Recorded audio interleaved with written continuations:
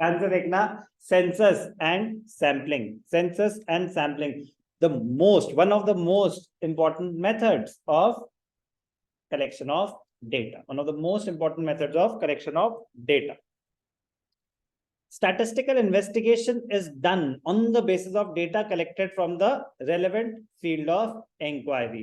Relevant field of inquiry का मतलब होता है कि भाई साहब जिससे इंफॉर्मेशन चाहिए उसी से तो गैदर करोगे, ऐसा नहीं कि इंफॉर्मेशन चाहिए थी कुछ और किसी से भी ले ली, किसी से भी नहीं ले सकते. You have to identify the relevant field of inquiry. When a statistical inquiry is conducted, an inquiry is to be determined as to whether the investigation is to take account of the whole population or only a part of it.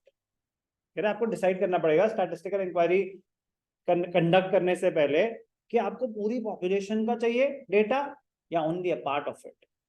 A survey may be conducted by either of the two methods. जो सर्वे हम conduct कर रहे हैं कोई भी दो method choose कर सकते हैं. एक होता है सेंसस मेथड और एक होता है सैम्पलिंग मेथड.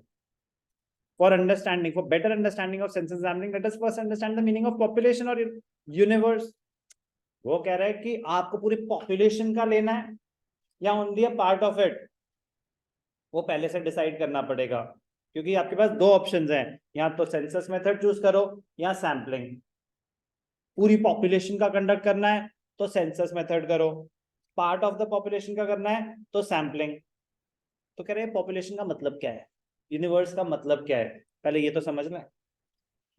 पॉपुलेशन और universe is defined as the aggregate of individual items.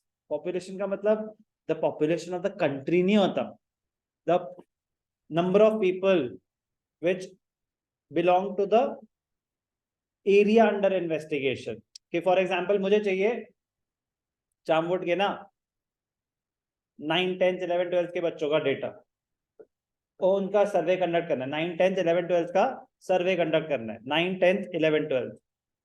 तो जो 9, 10, 11, 12 में चामवुड में बच्चे हैं वो हो जाएगा मेरे लिए पॉपुलेशन. मुझे मेरा पर्पस क्या था, चामवुड में 9, 10, 11, 12 में कितने कौन कौन बच्चे हैं डेटा चाहिए मुझे.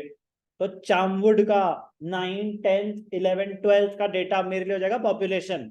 वो हो गया मेरा टोटल एरिया अंडर इन्वेस्टिगेशन. अब मैं कह रहा हूँ चलो इनमें से ना कोई भी 100 बच्चे का सर्वे ले लो, तो पार्ट ऑफ इट हो गया ना. तो पॉपुलेशन का मतलब पॉपुलेशन ऑफ द कंट्री नहीं है, पॉपुलेशन ऑफ द वर्ल्ड नहीं है. आपका जो एरिया अंडर इन्वेस्टिगेशन है उसका टोटल नंबर ऑफ रिस्पॉन्डेंट्स वो है आपके लिए पॉपुलेशन. बात समझ आई? सुनेंगे दोबारा. पॉपुलेशन और universe is defined as the aggregate of individual items whether composed of people or things which are subject to a statistical investigation, which are subject to, in this case students of 9, 10, 11, 12 are the subject to investigation, statistical investigation. For example, if we want to study the average monthly wages of all 600 workers in a factory, इस factory में कितने लोग काम करते हैं, 600. कह रहा सबकी एवरेज निकालनी है तो 600 पॉपुलेशन है. Then 600 workers constitute the universe or the population. मानव रचना में कितने बच्चे हैं, फॉर एग्जाम्पल 5000. इनके एवरेज वेट बताओ क्या है, 5000 के 5000, तो 5000 हो गए आपके पॉपुलेशन. ऐसा करो हर क्लास में से ना 5 बच्चे सिलेक्ट कर लो, उनके एवरेज निकाल दो. उसी से बस मेरे को आइडिया चाहिए, मेरे को ऐसा नहीं कोई एक्यूरेट आइडिया लेना था. तो वो हो गई सैम्पलिंग, वो हो गया पार्ट ऑफ द यूनिवर्स. समझ आई बात? तो यूनिवर्स सुनने में तो ना यूनिवर्स मतलब पूरा दुनिया नहीं, जो आपका एरिया अंडर इन्वेस्टिगेशन, जो स्टैटिस्टिकल इंक्वायरी जिस पर्पस के लिए हो रही है उसमें जो जो आ रहे हैं वो है आपकी पॉपुलेशन, वो है आपकी universe. Under census method we will collect data from each worker about his wages, then the total of monthly. तो 600 वर्कर्स आपका यूनिवर्स हो गया, पॉपुलेशन हो गया, क्योंकि फैक्ट्री में 600 लोग ही थे, उनमें से आपने डिसाइड करा. However under sampling method we select only, say for example 60 workers की सैलरी निकाल दो, उनके एवरेज निकाल दो. तो आपने सैम्पलिंग मेथड चूज करा, आपने सबको कंसिडर नहीं करा. The average monthly wages obtained can reasonably represent the average month. कह रहे आप 600 क्यों, आप कोई भी 60 की निकाल दो, डिफरेंट डिफरेंट डिपार्टमेंट्स के आइडेंटिफाई कर लो लोग, एवरेज निकाल दो, आपको पता चल जाएगी एवरेज क्या है. इतना टाइम क्या लगाना कि 600 लोगों के निकाले.